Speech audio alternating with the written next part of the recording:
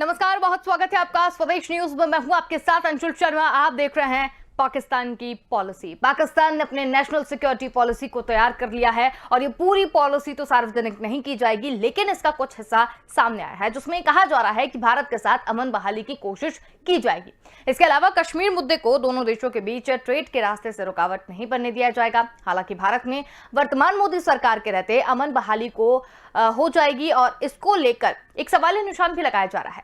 Policy में कहा गया है कि पाकिस्तान अपने करीबी पड़ोसियों से रिश्ते सुधारे बगैर विकास नहीं कर सकता और यही प्लान है कि सबसे अहम बात है और ये सही है। और भारत और पाकिस्तान के बीच सबसे बड़ा विवाद कश्मीर को लेकर है, लेकिन इसको हल किए बगैर भी पाकिस्तान अब भारत से कारोबार शुरू करने की कोशिश करेगा। पाकिस्तान सरकार पहले ही साफ कर चुका है कि नेशनल सिक्योरिटी रिपोर्ट को पूरी तरीके से जनता के सामने नहीं रखा जाएगा। इसका बहुत छोटा हिस्सा ही पब्लिक किया जाएगा। ऐसा इसलिए क्योंकि इसमें तीनों नेताओं और सेनाओं और एटमी हथियारों का भी जिक्र है। मेन फोकस ट्रेड और कमर्शियल रिलेशन और डेवलपमेंट पर है और भारत का खासतौर पर जिक्र है क्योंकि वो भी एटमी ताकत है। पॉलिसी में ये कहा गया है कि हम भारत से अगले 100 साल तक तनावपूर्ण संबंध नहीं रख सकते, इसलिए हम अमन बहाली सबसे जरूरी है। इकोनॉमिक सिक्योरिटी के बगैर मुल्क की तरक्की नामुमकिन है और इसके लिए सबसे पहले पड़ोसियों से रिश्ते बेहतर करना जरूरी है। हालांकि दुनिया की इकोनॉमी से जुड़ने के लिए पाकिस्तान अपनी सुरक्षा और सियासत को नजरअंदाज नहीं कर सकता। कश्मीर हमारे लिए अहम मुद्दा था और बना रहेगा, लेकिन इसकी वजह से दोनों मुल्कों के बीच कारोबार बंद नहीं होना चाहिए। हालांकि भारत में मोदी सरकार के रहते ये मुश्किल है। तो इसी पर हम आज बातचीत करेंगे कि पाकिस्तान की पॉलिसी क्या है। 100 पेज का एक पॉलिसी डॉक्यूमेंट भी जो है वो जारी किया गया है। आवाम नहीं जान सकेगी सिक्योरिटी पॉलिसी की रिपोर्ट, तो क्या कुछ रहेगा इसी पर हम चर्चा करेंगे, जिसमें हमारे साथ दोनों मेहमान जुड़ चुके हैं, जिसमें शिक्षाविद राजेश भारती जी हमारे साथ जुड़े हुए हैं और इसके साथ ही हमारे साथ विदेश मामलों के जानकार अभिषेक खरे जी जुड़े हुए हैं। आप दोनों का ही बहुत स्वागत है। अभिषेक जी, शुरुआत आपसे करना चाहेंगे। रिपोर्ट आपने देख ही लिया होगा कि क्या कुछ हम किस मुद्दे पर बातचीत करना चाहते हैं। अब पाकिस्तान जो है वो अमन बहाली की कोशिश जो है वो कर रहा है और शायद उसको कहीं ना कहीं समझ में आ गया है कि अगर हम भारत के साथ नहीं चले या भारत के साथ अगर हम शांति से पेश नहीं आते हैं तो हमारा मुल्क तरक्की नहीं कर पाएगा। इस पूरे मसले को लेकर आप क्या राय रखते हैं? देखिए अंशुल, इस चीज का जो आरंभ है वो इस तरह से मैं करना चाहूंगा। अभी से कुछ समय पहले तक जो मुल्क और जो प्रधानमंत्री और जो उनके वो कॉमेडी मिनिस्टर तो हमें धमकियां दिया करते थे कि हमारे पास न्यूक्लियर बम है, हमारे पास पाव किलो के बम है, पाकिस्तानी आवाम पेट में पत्थर बांध के रह लेगी लेकिन भारत का मुकाबला करेगी। तो अचानक से ऐसी क्या परिस्थिति बन गई कुछ समय में कि अब वो उन्हें भारत के साथ समझौते करना पड़ रहे हैं। क्योंकि मुद्दे तो अपनी जगह हैं, वो तो बदले नहीं। तो आपको मैं बताता हूँ कि बेसिकली इसके पीछे जो जरूरी 3-4 इम्पोर्टेंट जो चीजें हुई हैं वो क्या हुई। और इसमें जो सबसे पहली और सबसे इम्पोर्टेंट चीज है वो ये है कि भारत अभी इसी माह बन गया है यूएनओ का जो काउंटर टेररिज्म कमेटी है उसका हेड बन गया जी। और इसका सबसे बड़ा डर अब पाकिस्तान को है कि पहले देखिए ऑलरेडी पाकिस्तान FATF की फाइनेंशियल एक्शन टास्क फोर्स की ग्रे लिस्ट में है। अब भारत अगर जो काउंटर टेररिज्म कमेटी का भी हेड बन गया तो उसे निश्चित तौर पर ये खतरा है कि आने वाले टाइम में भारत जो एंटी टेररिज्म के लिए बहुत सारे प्रावधान कराएगा, बहुत सारे लॉ लेके आएगा, बहुत सारे कानून पास करवाएगा यूएनओ में, उसका बहुत बड़ा शिकार पाकिस्तान होने वाला। इसके बाद दूसरी चीज, इसी वर्ष भारत ऑलरेडी यूएनओ में तालिबान सैंक्शन कमेटी का भी हेड है। वो भी सीधी लिंक है पाकिस्तान के साथ। तो तालिबान पे और सैंक्शन लगाए जाएंगे तो भी पाकिस्तान पे ही परेशानी आएगी। ये तो है दो बड़ी चीजें जो अंतर्राष्ट्रीय हैं। अब हम अगर पाकिस्तान की बात करेंगे वहां क्या परेशानी है, तो पाकिस्तान की इस समय स्थिति ये है कि बहुत हाइपर इन्फ्लेशन चल रहा है, बहुत ज्यादा महंगाई है उनके पास। इस समय उनके पास महंगाई रोकने का कोई तरीका नहीं है। उनका जो सदाबहार ऑल वेदर फ्रेंड चाइना है वो अब उन्हें लोन नहीं दे रहा है बहुत ज्यादा। सीपैक से वो संतुष्ट नहीं है। उन पे उल्टा वो जो अभी कुछ समय पहले एक बम विस्फोट हुआ था पाकिस्तान में जिसमें चाइनीज इंजीनियर मारे गए थे, वो उसका भी मुआवजा मांग रहा है। इनके जो पुराने दोस्त थे पाकिस्तान के, सऊदी अरब, UAE, ये भी अब साथ प्रॉपर नहीं दे रहे हैं। बल्कि UAE ने तो अब कश्मीर में इन्वेस्टमेंट भी कर दिया है, इन्वेस्टमेंट भी करने वाला है। और UAE का जो सबसे बड़ा कंस्ट्रक्शन ग्रुप है MR, जिसने बुर्ज खलीफा बनाया है, वो अब श्रीनगर में 5 लाख स्क्वायर फीट का मॉल बना रहा है। तो अब धीरे धीरे स्थिति क्या है कि उनको समझ में आ रहा है कि अभी फाइनेंस की भारी प्रॉब्लम है, भारत के साथ लड़ाई कर नहीं सकते, भारत के साथ व्यापार करके ही उन्हें कुछ ना कुछ राहत मिल सकती है।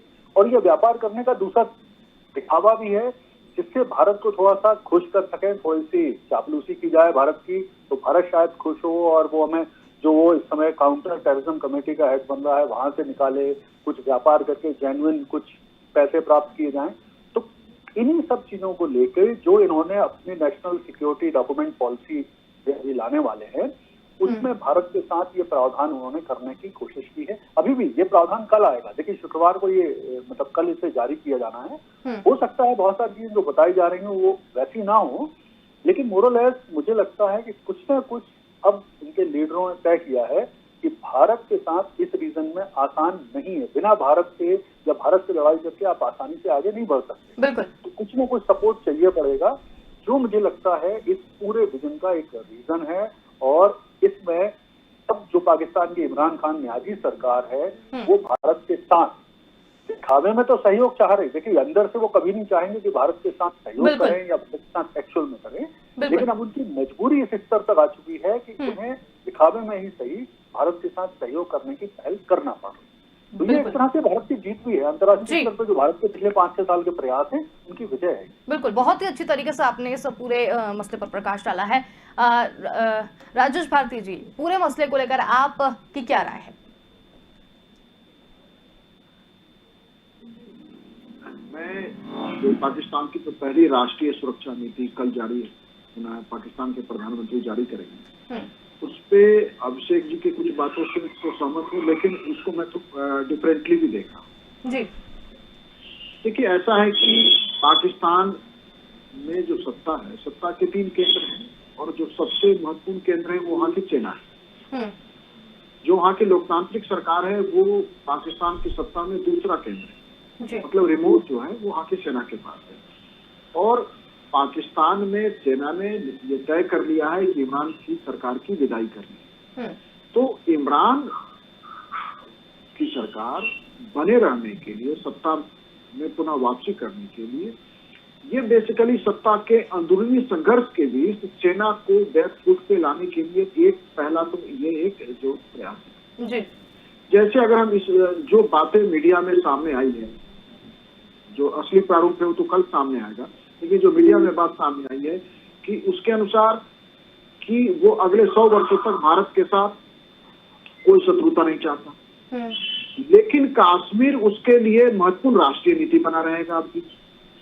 यदि कश्मीर उसकी महत्वपूर्ण राष्ट्रीय नीति रहेगा तो फिर भारत के साथ अगले 100 वर्षों तक शत्रुता नहीं करने की बात कैसे संभव होगी। और दूसरा कि जिस पाकिस्तान की जनता को पिछले 7 दशक में कश्मीर के राग के सहारे आगे बढ़ाया गया या कश्मीर की मिट्टी पिलाई गई है, पाकिस्तान की समस्याओं का समाधान कश्मीर की समस्या में बताए गए हैं।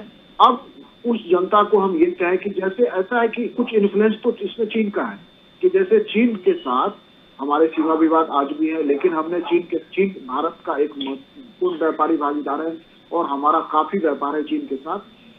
तो चीन से भी एक सीख पाकिस्तान ने लिया कि कश्मीर का मुद्दा तो हाल फिलहाल सुलझता नहीं दिखता, तो जब तक कश्मीर इशू हल नहीं हो जाता तो भारत के साथ आर्थिक रिश्तों को क्यों न गति दिया जाए, क्योंकि आर्थिक रिश्तों को गति देने से जो है ये हो सकता है कि पाकिस्तान की आवाम में जो परिवर्तन आए, विचारधारा के लेवल पे जो बदलाव हो, तो धीरे धीरे कश्मीर समस्या का भी समाधान नियर फ्यूचर निकल सके, ये एक सोच हो सकती है।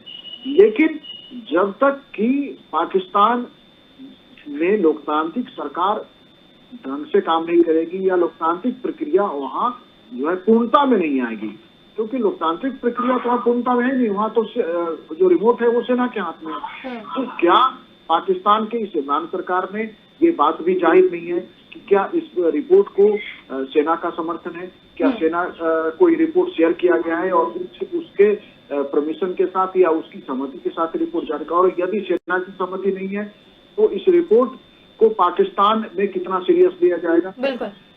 हाँ, तो ये कई सारे एंगल हैं जिसको अंशु जी देखने की जरूरत है, और ये इसको लेके अब जो है कि हम ये मान लें कि पाकिस्तान जो है कश्मीर का राज छोड़ देगा, भारत के साथ व्यापार आज उसकी मजबूरी है जी। क्योंकि कोरोना काल में जिस तरह से देश की अर्थव्यवस्थाएं कमजोर हो रही है और पाकिस्तान तो विदेशों से काफी कुछ मदद पे निर्भर करता है और पाकिस्तान को ऐसे समय में जब दुनिया के ज्यादातर देशों की आर्थिक स्थिति बेहतर नहीं है तो पाकिस्तान को वो मदद आर्थिक नहीं मिल पा रहा। ऐसे में पाकिस्तान के लिए आर्थिक समस्याएं बढ़ रही है। लेकिन ये कि चीन से अब और उधार नहीं मिल सकता आपसे जिले का, इस बात से सहमत नहीं हो सकता। चीन से उधार जिन शर्तों पे मिलेगा वो शर्तें इतनी टफ हैं कि पाकिस्तान और चीन से उधार लेके जो है पाकिस्तान कंप्लीट अपने को गिरवी रखने की स्थिति में आ जाएगा। तो अब उसे दुनिया के अन्य देशों के साथ तरफ देखना है और वो जो है तत्काल मदद की बजाय व्यापार कैसे बेहतर किया जाए उस दिशा में भी एक कदम हो सकता है। बिल्कुल बिल्कुल, व्यापार उसको भारत के साथ करना उसकी मजबूरी है। आर्थिक स्थिति किसी से पाकिस्तान की छिपी नहीं है, ये तो बिल्कुल बात सही है। अभिषेक जी, अगर इसी बात को हम आगे बढ़ाएं, आर्थिक स्थिति पाकिस्तान की बिल्कुल अच्छी नहीं है, ये सभी को पता है।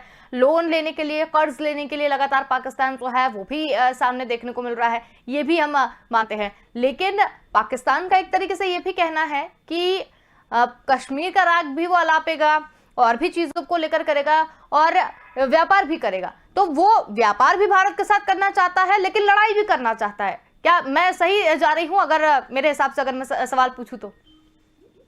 देखिए, उन्होंने थोड़े से कंट्राडिक्शन तो अभी से डालना शुरू कर दिया है। उन्होंने कहा व्यापार करेंगे लेकिन कश्मीर मुद्दा उनके फॉरेन पॉलिसी का अंग बना रहेगा। वही। और इसके साथ साथ उन्होंने एक बहुत बड़ी चीज कही है जो मैं जिस पर ध्यान आपका आकर्षित करना चाहूंगा। वो कहा है उन्होंने कि मोदी सरकार के भारत में रहते भारत के साथ सामान्य संबंधों की बहाली नहीं हो सकती। तो ये तो एक तरह से मजाक ही हो गया। एक तरफ आप कह रहे हो कि भारत के साथ व्यापार करना है, एक तरफ से कह रहे हो कि आप मोदी सरकार के रहते नहीं कर पाओगे। फिर आप कह रहे हो कि कश्मीर का मुद्दा हम अपने फॉरेन पॉलिसी के सेंटर में नहीं रखेंगे और फिर कह रहे हो कि हम इसे खत्म भी नहीं करेंगे। तो ये तो बड़ी विचित्र सी बात है, कंट्राडिक्ट कर रहे हैं आप चीजों को। इसका मतलब ये है कि मैंने जैसा आपको शुरू में कहा कि इसका प्रमुख जो अभी इमीडिएट मुझे लगता है कारण वो यही है कि भारत बहुत जल्दी जो काउंटर टेररिज्म कमेटी का हेड है तो इनको डर ये है पाकिस्तान को कहीं भारत इनको काउंटर टेररिज्म के किसी नए मतलब प्रस्ताव को पास ना करा दे यूएनओ में जिससे इनके ऊपर और बड़े प्रतिबंध लग जाए। तो ये इनका जो सबसे बड़ा डर है मुझे लगता है वो ये पहले दिखा रहे हैं। तो ये दिखा भी रहे हैं कि हम झुक रहे हैं और ये भी कोशिश कर रहे हैं कि हम झुक नहीं रहे। दूसरी चीज ये है कि क्या इस तरह का जो कोई भी प्रस्ताव पाकिस्तान में जो उनकी इलेक्टेड सरकार है, मतलब सिलेक्टेड सरकार है, नॉट इलेक्टेड, सिलेक्टेड सरकार है, वो ले सकती है। यहाँ पर सबसे बड़ा दबाव उनके ऊपर चाइना का होगा। सेकंड, उनके ऊपर दबाव जो है वो सेना का है। तीसरा, उनके ऊपर दबाव कट्टरपंथियों का है। चौथा, उनके ऊपर जो दबाव है वो सो कॉल जो लीडर बनने की कोशिश कर रहे हैं विश्व में मुसलमानों के, उनका। तो इन सब के रहते वो अपने जो मुख्य मुद्दे हैं उससे आसानी से नहीं हट सकते, डिविएट नहीं हो सकते। तो उनके लिए तो ये परेशानी हमेशा बनी रहेगी।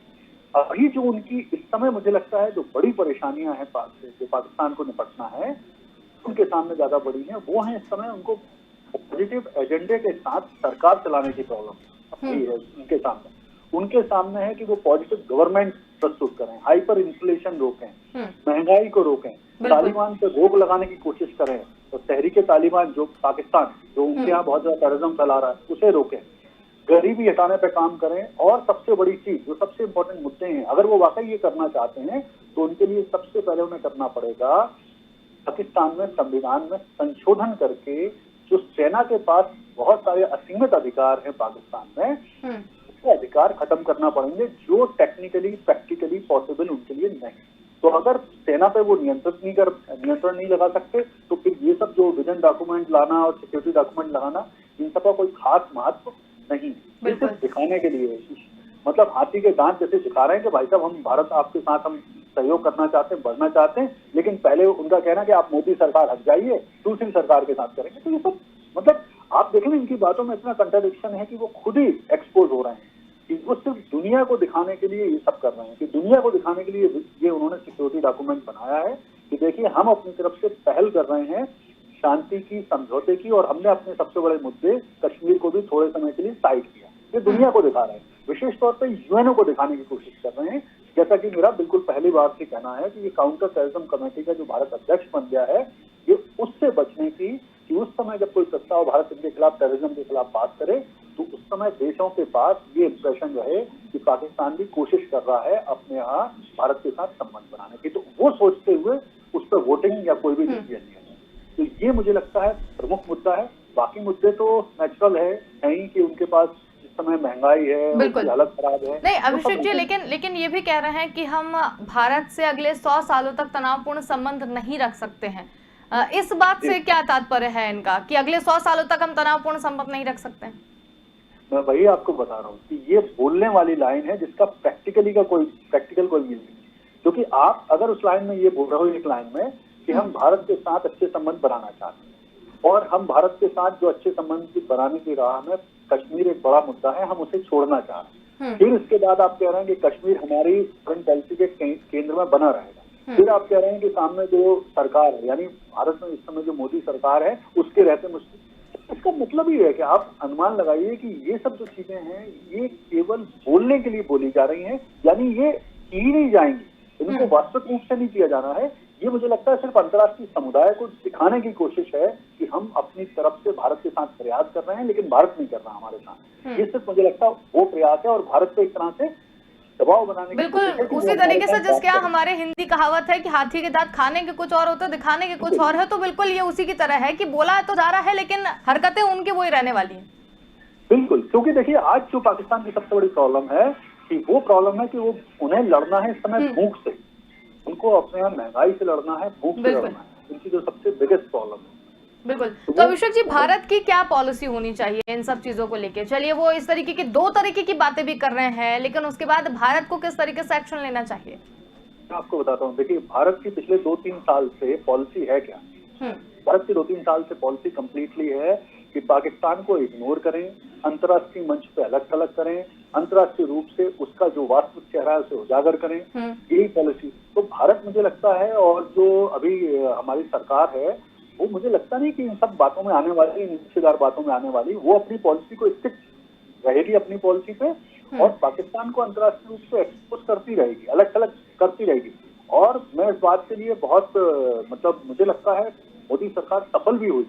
अंतर्राष्ट्रीय स्तर पर पाकिस्तान की स्थिति इस समय बहुत खराब है। यानी उनके जो बहुत क्लोज सहयोगी थे, सऊदी अरब, यूएई, वो तक इस समय पाकिस्तान के साथ उस तरह से सहयोग नहीं कर रहे हैं जैसा एक समय करते थे जी। अगर हम बात करें सहयोग की, तो इस समय केवल अगर चाइना छोड़ दिया जाए तो फाइनेंशियल सपोर्ट भी उनको कहीं से नहीं मिल पा रहा है। सऊदी अरब बीच में जरूर उनकी मदद कर देता है, लेकिन एक्चुअली में जो सपोर्ट उनको मिलता था अनकंडीशनल, वो सऊदी अरब से मिलता था, वो भी अब नहीं मिल रहा है। IMF से लोन लेने की स्थिति में वो हैं, वो जाते हैं बार बार, लेकिन IMF की शर्तें इतनी कड़ी हैं कि उनके लिए वो लोन भी मुश्किल हो रहा है। तो घुमा फिरा के देखिए उनके पास बचा चाइना, और चाइना को वो भारत की कॉस्ट पे नाराज नहीं कर सकते, ये मैं आपको बताता हूँ। तो अब उनको अगर ये वाकई डॉक्यूमेंट लागू करना है तो उन्हें चाइना से, सेना से और अपने यहाँ के कट्टरपंथियों से लड़ना है, तो उसके लिए पॉसिबल नहीं। यानी घुमा फिरा के जिससे फांसी के दांत दिखाए जा रहे हैं। और कल आप देखेंगे जब ये डॉक्यूमेंट निकल के आएगा तो आज जो बातें की गई हैं, देखिए बातें इसलिए की जाती हैं हमेशा बड़ी चीजों को लाने से पहले कि एक माहौल क्रिएट हो और अंदाज लगाया जा सके लोगों के रिएक्शन का, तो रिएक्शन के अंदाज लगा के आगे बढ़ा जाए। लेकिन यहाँ पर तो क्या है कि भारत अपनी तरफ से कोई रिएक्शन करने वाला नहीं इस पर्टिकुलर मैटर में। जहां तक मैं समझता हूँ भारत अपनी तरफ से कोई भी रिएक्ट नहीं करेगा, कोई भी नया रिएक्शन इस पे देगा नहीं। तो इनका ये जो मुद्दा है ये केवल अंतर्राष्ट्रीय समुदाय और वो भी कुछ सीमित समुदाय को दिखाने तक ही सीमित रहने वाला है, ज्यादा इससे फर्क पड़ेगा मेरे साथ। बिल्कुल। राजेश जी, इकोनॉमिक सिक्योरिटी के बगैर मुल्क तरक्की नहीं कर सकता, मुल्क की तरक्की नामुमकिन है, इस तरीके का बयान भी यहाँ पर जो है वो दिया गया है। तो ये इनको इतने दिन बाद समझ में आ रही है ये बात कि अगर हम इकोनॉमिक, हमारी सिक्योरिटी नहीं रहेगी तो मुल्क तरक्की नहीं करेगा? देखिए उसका कारण है सोचिए कि अमेरिका एक ज्योग्राफी की एक थ्योरी है। थ्योरी में कि जो पाकिस्तान अफगानिस्तान का जो रीजन है, उस रीजन पे दुनिया में जो देश काबिज नहीं होगा वो एशिया को नियंत्रित नहीं कर सकता, और ये भारत वाले रीजन पे उसके। तो आज जो है भारत यूएस का फ्रेंडली कंट्री हो चुका है, तो आज अमेरिका के लिए उस तरह पाकिस्तान जो है दोस्त देश नहीं रहा, या उसको आज अमेरिका को उतनी जरूरत नहीं है, क्योंकि भारत के साथ उसका कोई अब तनाव नहीं है, उस तरह का कोई आपसी हमारा कोई ऐसा विवाद नहीं है कि भारत के साथ अमेरिका को किसी सैनिक ऑप्शन की तरफ जाना पड़े। तो अमेरिका धीरे धीरे पाकिस्तान से विड्रॉ हो, और पाकिस्तान की इकोनॉमी अमेरिका के साथ इस तरह से वो थी, या अमेरिकी मदद पे इस तरह निर्भर थी कि वो धीरे धीरे जैसे अमेरिका डोनेशन भी काफी देता था चाइना के तरफ। पाकिस्तान चला तो गया, लेकिन चाइना उससे कर्ज देता है डोनेशन के रूप में बहुत कम। चाहे जो भी प्रोजेक्ट्स कर रहे हैं वो सब सारा पैसा उधार के रूप में आया है, जिसपे इंटरेस्ट भी पे होना है। तो पाकिस्तान को चीन से उस तरह का आर्थिक मदद नहीं मिल पा रहा है।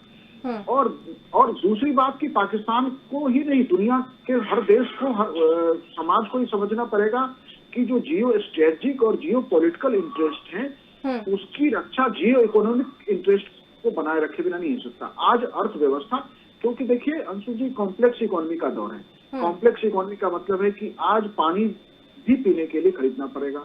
माने अगर आपको स्वच्छ पानी पीना है तो आरओ या एक्वागार्ड या आप किसी तरह का कोई और आप मशीन लगाएं, तो आपको पानी की भी एक कीमत है, फ्रेश ऑक्सीजन की भी कीमत है। तो जितनी इकोनॉमी कॉम्प्लेक्स होती जाएगी,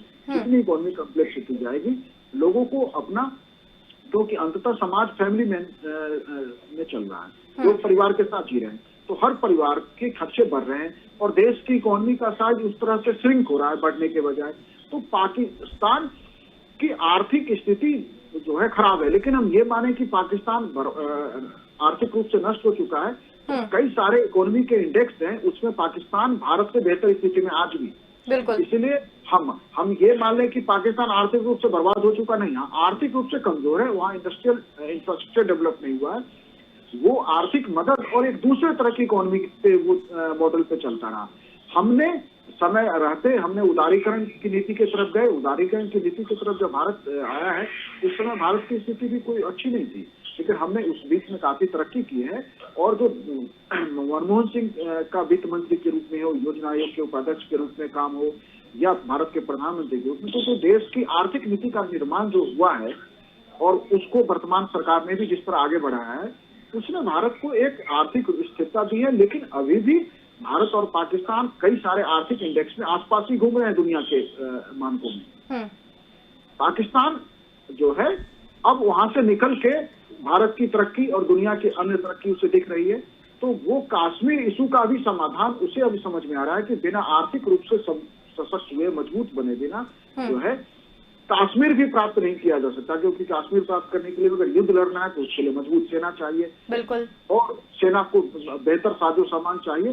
तो आर्थिक तरक्की मतलब आज वो जियो स्ट्रेटेजिक और जियो पॉलिटिकल इंटरेस्ट के ऊपर उसने कहा, इस डॉक्यूमेंट की जो बातें आ रही है कि 2022 से 26 तक मतलब नेक्स्ट 4 ईयर के लिए ये इस पे फोकस रहेगा, जियो इकोनॉमिक्स पे, देश की अर्थव्यवस्था के पुनर्निर्माण पे। जी। लेकिन इन अगले 4 सालों बाद सरकार इस पे कायम रहेगी या ये पॉलिसी अगले 2 साल बाद या अगले साल भी काम करेगी, ये भी निश्चित रूप से नहीं कहा जा सकता। बिल्कुल। चलिए, लेकिन पाकिस्तान को एक बार सीरियसली ले भी लेते हैं, पाकिस्तान की बातें भी मान लेते हैं, लेकिन क्या पाकिस्तान भरोसा करने लायक है? मतलब जो वो कह रहा है उस पर एक बार भरोसा किया जा सकता है? क्योंकि कई बार है उसकी कथनी और करनी में हमेशा अंतर पाया गया है। पाकिस्तान पे या किसी भी देश के ऊपर आप पूर्ण भरोसा नहीं कर सकते, क्योंकि हर का राष्ट्रीय हित सबसे ऊपर है। और इसी डॉक्यूमेंट में ये बात कहा गया है कि उसकी महत्वपूर्ण राष्ट्रीय नीति अब भी कश्मीर ही रहेगा। तो यदि कश्मीर उसकी महत्वपूर्ण राष्ट्रीय नीति है तो उसके साथ अगले 100 वर्षों तक भारत के साथ शत्रुता नहीं करेगा। तो इसको इस रूप में देखिए कि कश्मीर के अलावा भारत के साथ हम किसी अन्य विवाद में नहीं जाएंगे। शायद पाकिस्तान ये कहना चाह रहा है कि जो दूसरे अन्य विवाद हैं, चाहे जैसे हमारा गुजरात रीजन में कुछ था हमारा विवाद, तो उनको हम छोड़ रहे हैं, या हमें सिर्फ कश्मीर हमारे लिए महत्वपूर्ण है। कश्मीर को छोड़ के बाकी मामलों में भारत के साथ किसी विवाद में नहीं जाएगा। पाकिस्तान ये कहने की कोशिश कर रहा है। और कश्मीर, उसने ये कहीं से इस डॉक्यूमेंट में अभी जो बात सामने आई है, कश्मीर का समाधान शांति और बातचीत से करेंगे। जब तक ये बात पाकिस्तान नहीं कहेगा तो भरोसे की बात ही कहाँ है। पाकिस्तान ने ये कहीं नहीं कहा कि हम कश्मीर का इशू छोड़ रहे हैं, हम कश्मीर मुद्दे को सरेंडर कर रहे हैं।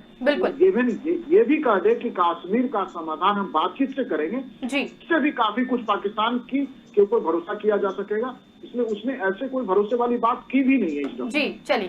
चलिए बहुत धन्यवाद, आप हमारे साथ समय निकाला और हमारे साथ आप जुड़े, आप दोनों का ही बहुत धन्यवाद। तो हम यहाँ पर बातचीत कर रहे थे पाकिस्तान की पॉलिसी की। पाकिस्तान ने अपनी सिक्योरिटी पॉलिसी जो है वो बहाल कर दी है और उसने ये भी कहा है कि इसका कुछ ही हिस्सा लोगों को पता चलेगा, बाकी की चीजें नहीं पता चलेगी। लेकिन इसमें बड़ा सवाल यह है कि पाकिस्तान एक तरह से कह रहा है कि हम भारत के साथ में व्यापार भी करेंगे और कश्मीर का मुद्दा भी नहीं छोड़ेंगे, यानी हम लड़ेंगे भी और व्यापार भी करेंगे। तो ये अब भारत इसके ऊपर क्या पॉलिसी अप्लाई करता है, क्योंकि 2 से 3 साल अगर पुरानी अगर भारत की पॉलिसी पर देखें तो वो सीधे तरीके से पाकिस्तान को नजरअंदाज करता हुआ नजर आ रहा है। अब इस बात को भी भारत नजरअंदाज करेगा या पाकिस्तान की बात को गंभीरता से लेगा, ये फिलहाल देखने वाली बात होगी। फिलहाल के लिए इतना ही। देखते रहिए स्वदेश न्यूज, क्योंकि सबसे पहले देश।